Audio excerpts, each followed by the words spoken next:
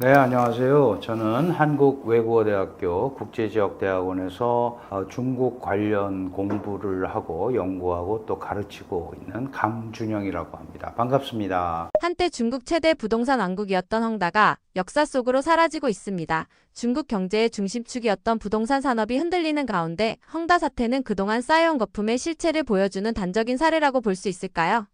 네, 그렇죠. 이 중국은 이제 개혁 개방을 1978년에 했는데, 그러고 나면은 이 개혁 개방을 지속적으로 이끌고 갈 수 있는 성장 동력이라는 게 필요합니다. 중국은 광활한 토지 자원을 가지고 있는 나라이기 때문에 부동산 개발을 통해서 자금을 집적하고 그걸 가지고 다른 데 투자를 하고 이런 이제 부동산 개발 모델을 이 소위 선택을 한 거예요. 그러다 보니까 이제 광활한 지방의 토지들을 개발상한테 소위 개발을 부탁을 하고, 그러면 이제 아파트도 짓고 공장도 짓고 뭐 회사도 짓고 건물을 짓지 않겠습니까? 그러면 이제 그걸 분양해서 나오는 자금으로 경제 발전의 동력으로, 자금의 동력으로 삼았다, 이렇게 이제 이해를 하시면 되는데, 중국은 1998년에 중국 사회주의 국가입니다. 사회주의 국가이기 때문에 주택을 전부 정부에서 분배를 해줬었어요. 그러다가 1998년에 주택 상품화라는 이름으로 이제 주택을 매매를 허가하기 시작을 한 거예요. 근데 아시다시피 사회주의 국가의 토지의 소유권은 국가한테 있습니다. 그러니까 사용권을 매매하는 거죠. 사용권을 이제 사고 팔고 양도를 하는 건데, 그런 모델을 통해서 중국이 자본에 집적을 했고 그걸 가지고 개발을 했다, 이렇게 이해를 하시면 돼요. 그런데 이 헝다라는 업체가 바로 이제 그런 중국 부동산 개발을 통한 경제 발전의 핵심 모델을 구현하는 기업이었던 거죠. 그러다 보니까 당연히 이제 헝다 사태가 2021년에 터졌는데, 결국은 개발을 했는데 분양이 안 된 게 헝다 사태예요. 그죠? 그러니까 이 헝다라는 당시 랭킹 3위의 부동산 회사는 결국은 차입을 통해서 건설을 했고, 그 다음에 실수요자들이 은행 융자나 이런 걸 통해서 이제 한 건데, 이게 분양이 안 되다 보니까 갚을 길이 없잖아요. 그러니까 결국은 조정 신청을 했고, 그러다가 홍콩 주식시장에 상장이 돼 있었는데 그게 얼마 전에 상장 폐지가 된 거죠. 그럼 아주 간단하게 얘기하면 기업이 망한 거예요. 그죠? 그건 무슨 의미냐? 기존에 중국의 발전을 이끌었던 부동산 개발을 통한 성장 모델이 이제 끝이 나는구나, 이거를 보여주는 대표적인 사례입니다. 헝다가 3위 업체였고, 또 1위 업체가 비구이엔이라는 업체가 있는데, 여기도 지금 거의 유사한 패턴으로 지금 가고 있어요. 조정 신청을 했고, 그런데 이제 그 다음에 할 수 있는 건 디폴트잖아요. 내가 더 이상 못 갚겠다. 그러면 이제 여기도 그렇게 위험하고, 또 하나 완커라는, 이 세 회사가 랭킹 1, 2, 3위입니다. 근데 이 완커라는 회사는 이 비구이엔이나 헝다보다는 훨씬 더 재정 건전성이 좋은 걸로 알려져 있는데 역시 위기를 맞고 있거든요. 그러니까 이제 이 헝다 사태를 쭉 보면 이게 그동안 중국의 발전 개발 방식을 이끌어왔던 모델의 종언, 이 방식으로는 더 이상 중국 성장이 동력이 될 수 없다라는 것을 상징적으로 보여주는 대표적인 케이스가 바로 헝다 사태다, 이렇게 이해를 하시면 됩니다. 중국은 부동산 규제를 강화하는 과정에서 지방정부까지 나서 헝다그룹을 압박하는 행정조치를 내렸습니다. 동시에 헝다의 자산을 점진적으로 국유화하는 방식을 택했는데 그 배경에는 어떤 이유가 있을까요?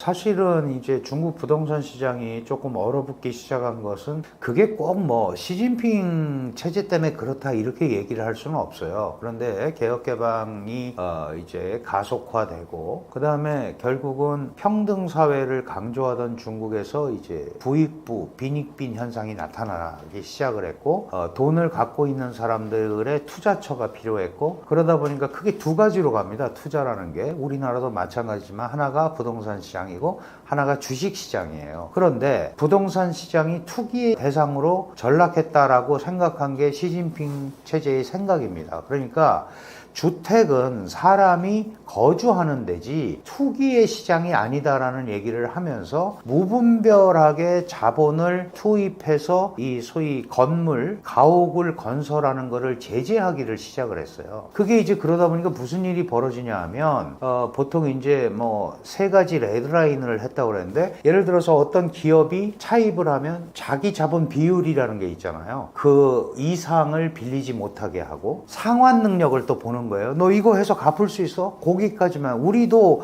똑같죠. 우리도 DTV, 뭐 DLV 하는 게 같은 겁니다. 무턱대고 빌려줘서 그걸 만약에 못 받으면 그게 뭐가 돼요? 그냥 불량 채권이 되는 거잖아요. 그래서 그런 비율을 보고 세 가지의 레드라인을 정한 거예요. 그러니까 너가 상환할 수 있을 만큼의 금액을 빌려야 되고, 그거에 대한 이 소위 상환 계획서 그런 것도 다 내야 됩니다. 이렇게 하다 보니까 무분별하게 짓던, 이런 차입을 해서 짓던 많은 부동산 회사들이 더 이상 건설을 할 수 없는 이런 상황으로 간 거죠. 그러면 이제 이게 무슨 의미냐 하면, 그러면 A라는 지방에 B라는 업체가 건설을 하러 들어갔어요. 그러면 업체는 돈을 차입을 해야 되는데 그냥 안 빌려주잖아요, 이 시행사가. 그러면 지방정부가 보증을 해서 돈을 빌려준 거예요. 그런데 지금 이렇게 해서 시행자가 건설한 주택이 안 팔리면 이게 고스란히 지방정부의 부채로 남는 거죠. 왜? 지방정부가 보증을 해서 다른 데서 차입을 했기 때문에. 그러니까 이러한 방식의 부동산 발전 정책은 기본적으로 분양이 안 되면 지방정부의 재정을 건드리게 돼 있고, 이 지방정부의 재정은 자기가 보증을 서서 중앙에서 빌려온 거기 때문에 자칫 잘못하면 금융위기로 확산될 소지가 있는 거죠. 그러다 보니까 이 부동산 문제가 해결이 되지 않으면 중국 경제가 굉장히 어렵고, 그 다음에 이게 자칫 잘못하면 소위 금융위기로까지 갈 수 있다. 이렇게 이제 연결이 되는 상황입니다. 그러니까 이러다 보니까 시진핑 지도부의 생각은 이렇게 무분별하게 소위 부동산 시장이 커지면 정부의 통제를 벗어나게 돼 있잖아요. 그러니까 헝다 사태가 2021년에 났으니까 벌써 5년 전이에요. 4년, 5년이 됐잖아요. 그럴 때도 중국 정부가 적극적인 구제 조치를 하지 않았습니다. 왜냐하면 시장 상황이라는 게 있으니까 일정 부분은 시장에서 정리하도록 그렇게 생각을 했었는데, 여기에 워낙 우리도 그렇잖아요. 뭐 영혼을 끌어와서 영끌을 해갖고 소위 대출을 받았단 말이에요. 근데 아파트를 짓는 시행사가 도산을 하니까 건물이 없어지잖아요. 그러면 이 아파트를 구매한 사람은 살 데도 없고 돈은 빌렸으니까 갚아야 되고, 이런 이제 문제가 생긴 거예요. 그러니까 이 문제를 어떻게 처리할 거냐. 많은 중국의 경제학자들도 그렇고 또 해외 중국 경제 관찰자들도 이거는 대량의 자본을 투입을 해서 기본적으로 정리를 해야 된다라고 여러 주장을 했었습니다. 근데 중국 정부가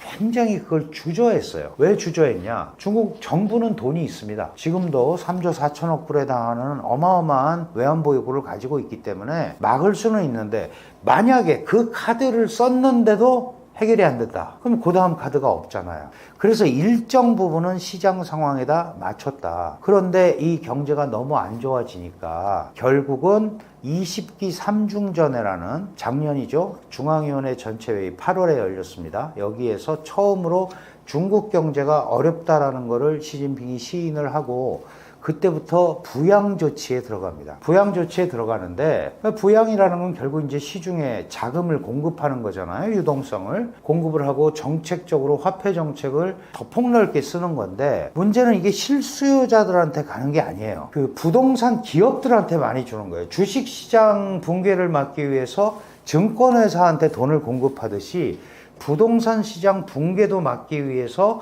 부동산 업체한테 망하지 말라고 준 거예요. 그러니까 기업들은 그 자금을 받아갖고 일부 버틸 수는 있어요. 그런데 계속 지속적으로 버티려면 결국은 부동산 시장 심리가 살아나야 되잖아요. 근데 이제 중국 경제에 대한 믿음감이 없으니까 중국의 실수요자들이 부동산을 구매하지 않는 겁니다. 그러다 보니까 정부가 유동성을 공급을 했는데도 이 돈이 갈 데가 없는 거예요. 그래서 잘 아시는 유동성의 함정에 빠져 있다. 돈은 풀렸는데 그 돈이 사실은 이 부동산 시장을 진정시키고 또는 부동산의 구매욕을 자극하는 데까지는 가지 못했기 때문에 굉장히 어려워졌고, 구조조정 신청을 한 헝다도 몇 년 사실 기회를 준 거잖아요. 그런데 못 일어나니까 결국은 홍콩 시장에서 상장 폐지로까지 이어진 이런 이제 어려움을 겪게 된 거죠. 문제는 여기에서 끝나는 게 아니고 지금 아까 말씀드린 비구이웬이나 완커 같은 대형 업체들도 지금과 같은 패턴으로 간다면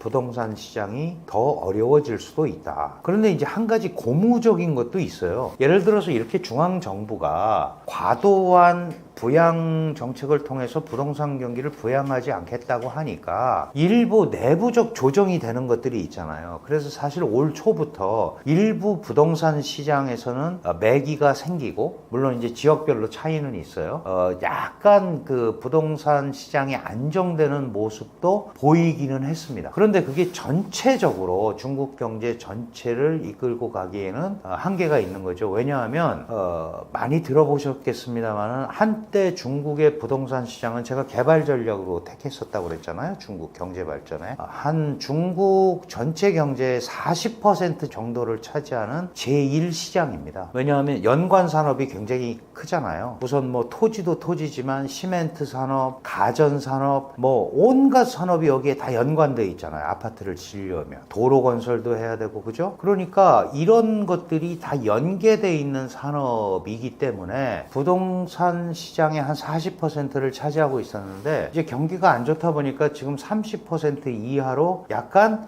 축소가 됐어요. 차지하는 비중이 25%까지 떨어졌다고 그러는데, 말이 그렇지 중국이라는 거대 경제체에서 4분의 1 이상을 차지하고 있는 이 부동산 시장이 지속적으로 침체되고 무너진다? 이거는 결국은 중국 경제의 치명타가 될 수가 있는 거예요. 그래서 이 홍콩에서의 주식시장에서의 상장 폐지라는 게 전체 중국의 시장 전략, 소위 시장 발전 전략의 과거의 부동산 개발 모델을 가지고는 더 이상 이 끌고 가기가 어렵다라는 메시지를 주는 거다. 이제 이렇게 볼 수밖에 없는 거죠. 그런데 이제 그렇게 되면은 어떻게 자본이 흘러가냐면, 말씀드렸지만 시장 경제를 채택을 하게 되면 항상 여유 자금이라는 게 생기게 돼 있고, 그럼 투자처가 필요하게 돼 있거든요. 그러면 이제 일반적인 경우에는 부동산 시장과 주식 시장으로 갑니다. 그러면 이제 부동산 시장이 지금 침체잖아요. 장기 침체. 그리고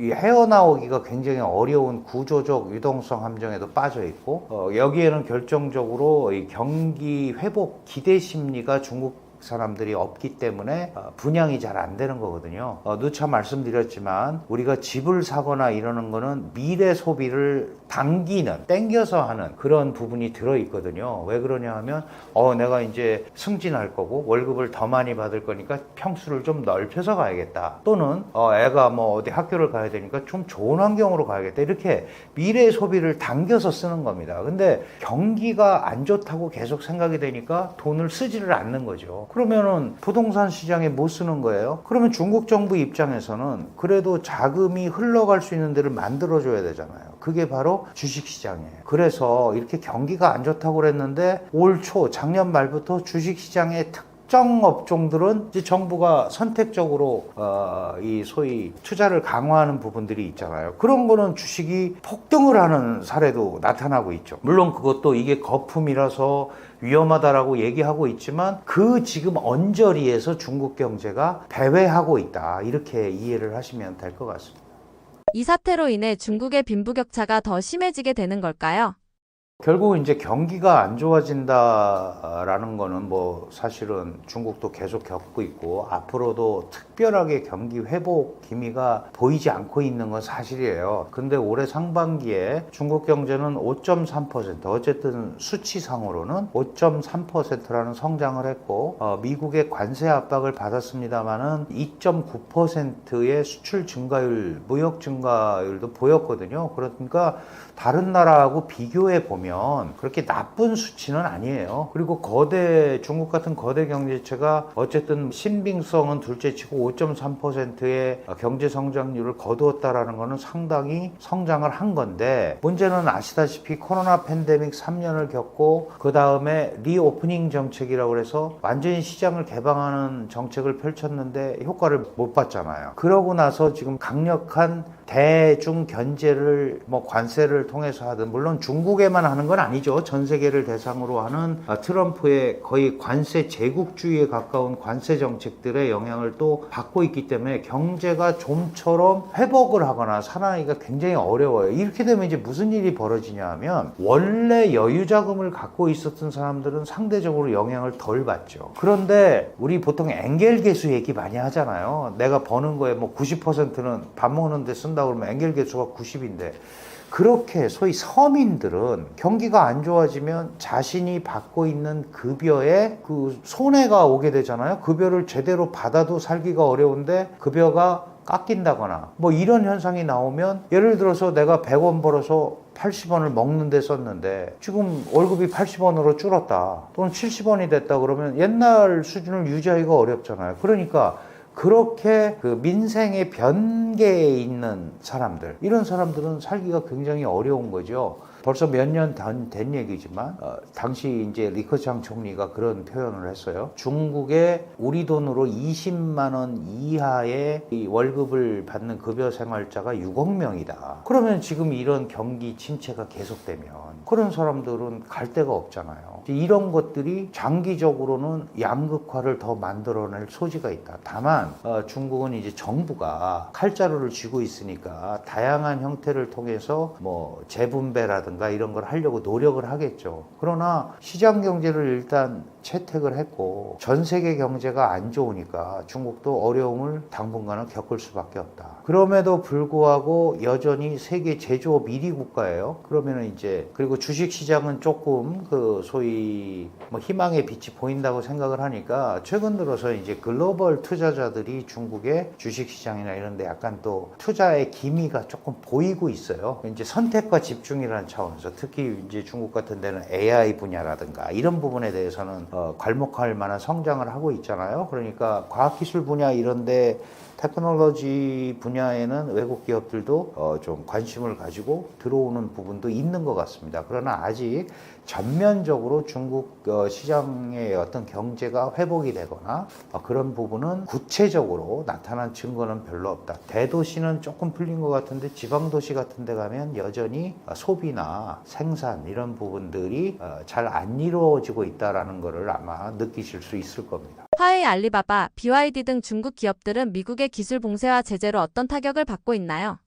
이제 중국에 기술 기업들이 많이 있죠. 말씀하신 대로 화웨이라든가 알리바바라든가 BYD라든가 이런 데는 이제 전 세계적으로 상당한 기술 축적도 하고 있는데, 사실 이제 원천 기술 이런 부분에서는 상대적으로 좀 약해요. 약한 것도 사실인데, 문제는 화웨이, 알리바바, BYD 이런 데가 어쨌든 물건을 만들어서 팔아야 된다라는 거죠. 제조하는 회사들이니까. 그런데 미국이나 EU나 이렇게 물건을 사는 데서, 야, 이 제품은 정부의 과도한 보조금이 지급이 돼서 공정 경쟁을 한 게 아니다. 그러니까 내가 너희한테 관세를 매길 수밖에 없다. 이게 지금 트럼프의 관세 정책이거든요. 그러면 원래 100원짜리가 55% 관세를 붙이면 155원이 돼서 들어온 거예요. 그러면 기본적으로 경쟁력을 상실하잖아요. 그래서 사실은 이제 미중 간의 소위 이 관세 협상이 어떻게 되느냐가 중요한데,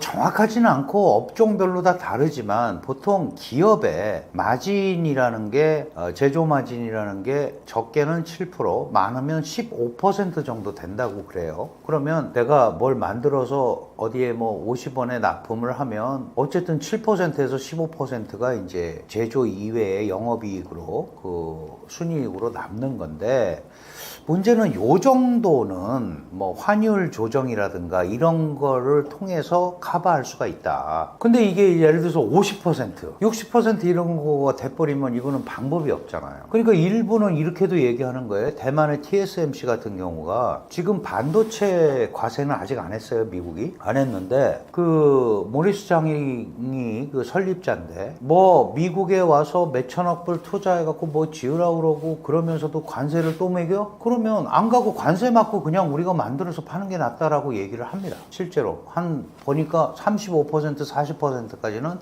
버틸 수도 있다. 이렇게 얘기를 하는 거예요. 그런데 이 중국 기업들도 마찬가지고 미국 기업, 대만 기업도 마찬가지고 한국 기업도 마찬가지인데 미국 기술을 사용하는 업체들은 결국은 그 제조한 물품들을 어디에 팔아야 되고 미국이 최대 소비자입니다. 그러면은 미국의 공급이 안 된다고 생각을 하면 물건을 그렇게 만들 이유가 없는 거잖아요. 다른 나라에 팔 수 있으면 좋지만 그런 시장이 갑자기 형성되는 것도 아니고 그러니까 결국은 미국은 이 기술 봉쇄라든가 이런 걸 통해서 충분히 조절을 할 수 있다라고 생각을 하고 그거를 통해서 소위 미국 주도의 공급망 질서를 재편하겠다. 이게 트럼프의 의도입니다.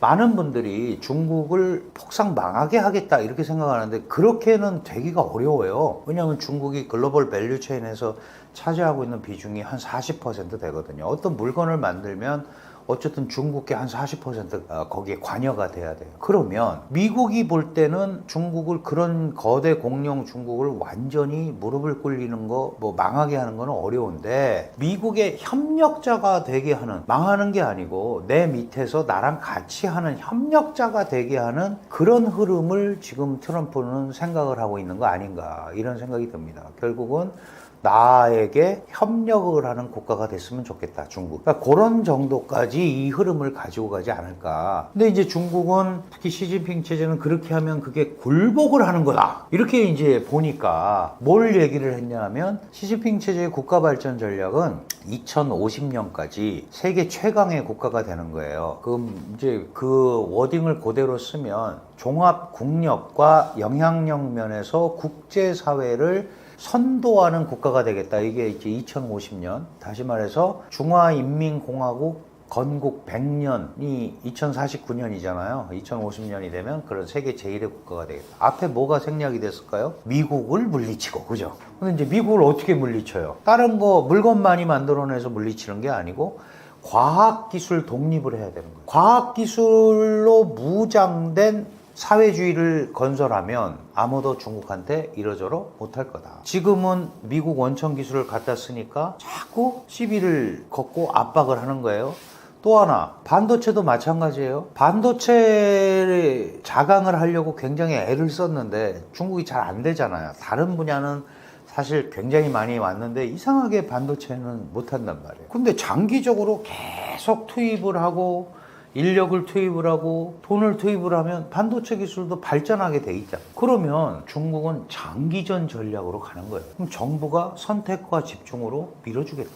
이렇게 해서 가는 겁니다. 그러니까 결국은 과학기술로 무장된 사회주의를 건설하는 데 있어서 과학기술의 자리, 자강이 1번인 거예요. 그거에 대표적인 성과로 나온 게 AI 중에서도 뭐죠? 딥시크 이런 게 한 10개 업체가 된대잖아요. 양자 컴퓨터, 배터리 이런 건 세계 최강이다 이거죠. 그래서 이거는 약간 뭐 당이 주도하는 경제 시스템에서의 올바른 방향이라는 걸 선전하는 것도 있지만 중국도 내부에서 엄청난 기업들 간의 경쟁을 겪거든요. 그러면서 올라오는 거니까 실질적으로 기술 자립을 하지 않으면 미래가 없다라고 생각을 하고 있는 거예요, 중국이. 그래서 앞으로도 그 부분에 대해서는 단순하게 선언적 의미에 그치는 것이 아니고 지속적으로 투입을 할 거다. 중국 경제가 올해도 어렵다고 그랬는데 R&D 자금만 우리 돈으로 800조를 따로 책정을 해놨잖아요. 적은 돈이 아닙니다. 우리 1년 예산이 680조예요, 한국이. 그런 걸 만들어가지고 지금 지원을 하고 있거든요. 특히 중국의 대졸자가 1200만 명인데 1년에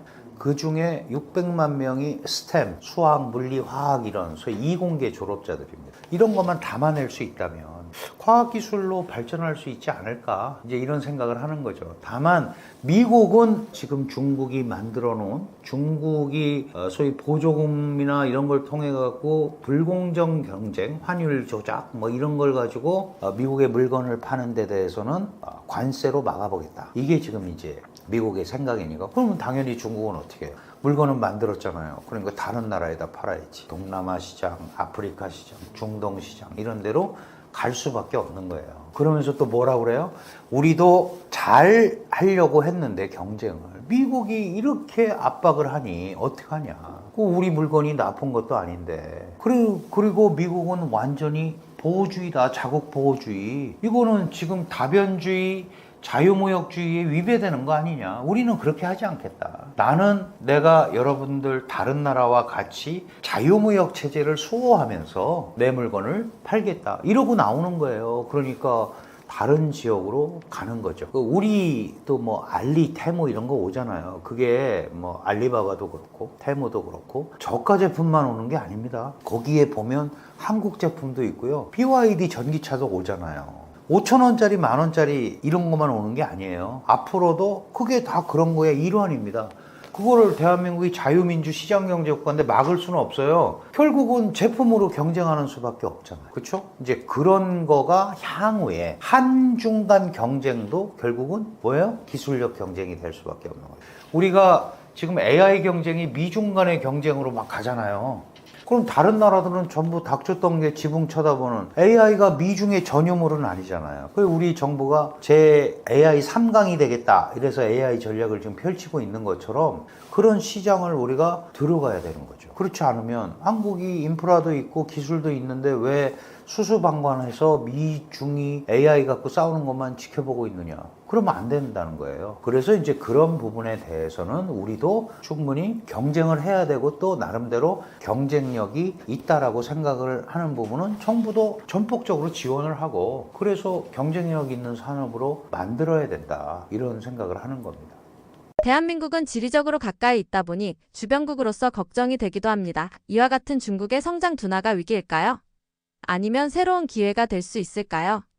사실 한중 관계는 중국이라는 거대 경제체가 있기 때문에 우리한테는 장단점이 다 있는 거죠. 중국이 너무 세져서 경쟁을 하게 되면 불리하게 되고 그러나 중국과의 지속적인 경제 교류가 뭐 경제 교류뿐만 아니고 사회 문화적으로도 뭐 이런 그 교류 그다음에 거리가 가까우니까 사실 한국의 소위 민생용품 같은 경우도 다른 나라보다 훨씬 더 가깝게 접근하고 빨리 전파될 수 있는 소위 한류 관련 상품이라는 이런 장점들이 있어요.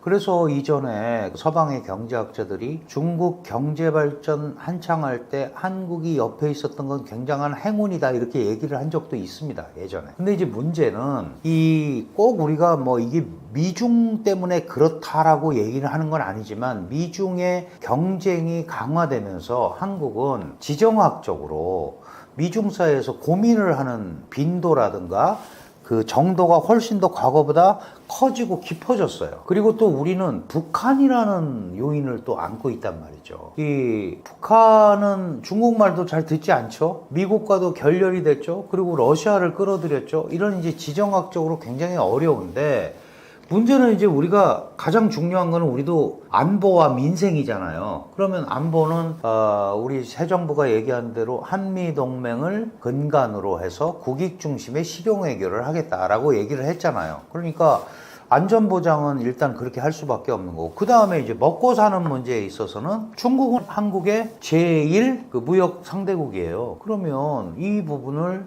우리가 버릴 필요가 전혀 없는 거잖아요. 근데 이제 이게 잘못하면 미국은 미국대로 중국은 중국대로 중국은 우리 보고 미국한테 가까이 가지 말려고 그러고 미국은 우리한테 중국한테 가까이 가지 말라고 그러면서 선택을 강요하고 막 이제 이런 일들이 벌어지잖아요. 그러나 대한민국도 먹고 살아야 되잖아요. 당연히 중국의 성장이 낮아지면 대한민국 성장도 영향을 받을 수밖에 없어요. 말씀드린 중간재 공급 구조라서 그렇죠. 그러나 다른 방향으로 교류가 되고 중국이 꼭 필요로 하는 제품을 기술력을 갖고 있다 그러면 그 수요는 계속 갈 수 있을 거다. 그래서 우리가 보편적 의미에서의 중국의 성장 둔화는 우리한테 위협이 되지만 그 과정에서도 한국이 강점을 갖고 있는 분야는 분명히 기회로 작용할 수 있다는 생각을 해야 된다는 거죠. 이거는 업종별로 다 다르기 때문에 제가 일률적으로 말씀드리기는 굉장히 어렵습니다. 그런데 이제 한 가지 또 예를 어디서 저도 듣기도 한 거지만 우리의 예를 들어서 농업, 무슨 기술 이런 것들이 수출되는 지방정부 차원에서 수출되는 데도 많아요. 그러니까 이제 현대화식 농업, 현대화 농법 이런 것들은 또 나름대로 그러면 1차 산업 이런 게 기회가 있을 수 있다는 거죠. 충분히. 도시화 과정에서의 한국의 노하우. 어떤 도시에 예를 들어서 상하수도 시설, 교통 통제 시설, 그죠? 스마트 도시 만드는 거. 한국이 앞서가잖아요. 얼마든지 지방정부 차원에서는 할 수 있는 겁니다. 연관 산업으로 다 돼 있는 거죠. 그러니까 다시 한번 강조드리지만 이제 중국은 끝났다. 미국한테 끝났을 수도 있고 다른 나라한테 끝났을 수도 있어요. 그런데 대한민국한테는 그렇지 않습니다. 이 옆에 저런 거대 경제체가 있는데 그거를 우리가 활용하지 못하면 우리가 훨씬 더 손해보는 부분이 있을 거다. 그렇다면 규범화된 차원에서 제대로 분석을 하고 간다면 훨씬 더 정제된 가운데의 기회도 올 수가 있을 수 있다라는 이런 생각을 업종별로 분야별로는 좀 생각해 볼 필요가 있지 않을까 이런 생각을 합니다. 요즘 이제 한국에 새 정부가 출범을 했고 미중 전략 경쟁이 계속되고 있고 전 세계적으로 국지전들이 많이 벌어지고 있습니다. 뭐 이스라엘, 이란, 그다음에 뭐 캄보디아, 태국, 중국과 인도의 뭐 국경 충돌을 비롯해서 아주 다양한 형태의 어수선한 상황이 벌어지고 있고 특히 우리는 북한이라는 아주 이질적인 존재를 두고 있는데 여기에는 또 미중 관계 요소 굉장히 많이 끼어 있어요. 그래서 지금 한국 새 정부의 대외 정책 이런 데 대해서 관심을 많이 갖고 있는데 사실 한국 정부가 선택할 수 있는 공간은 크지 않습니다. 그리고 저는 뭐 미국과 중국 중에도 그걸 선택해야 됐다. 선택해서 해결되면 선택하면 되죠. 근데 그렇지 않기 때문에 한국의 입장을 전략적으로 설득하는데 양측의 우리 입장을 개진하고 설득하는데 좀 초점을 맞췄으면 좋겠고요. 또 한 가지는 최근에 시진핑 실각설, 위기설과 관련해서 너무 많은 얘기들이 나돌고 있습니다. 그런데 그런 거에 너무 휩쓸리지 않았으면 좋겠어요. 제가 늘 강조드리는 겁니다만은 시진핑의 몰락이 공산당의 몰락은 아닙니다. 시진핑은 물러날 수 있지만 공산당은 물러날 수 없습니다. 언제든지 조정과 타협이라는 이름으로 공산당 체제 시스템의 유지는 기본적으로 갈 수밖에 없기 때문에 지도자의 어떤 몰락 이런 것들에 너무 물론 이제 분명히 영향은 있겠지만 확인되지 않은 소식에 너무 일희일비하지 않는 그것보다는 더 본질적으로 공산당 시스템 이런 쪽의 운영이 어떻게 돼 있는지를 조금 한번 한 발짝 물러나서 생각해 보시는 계기가 됐으면 좋겠습니다.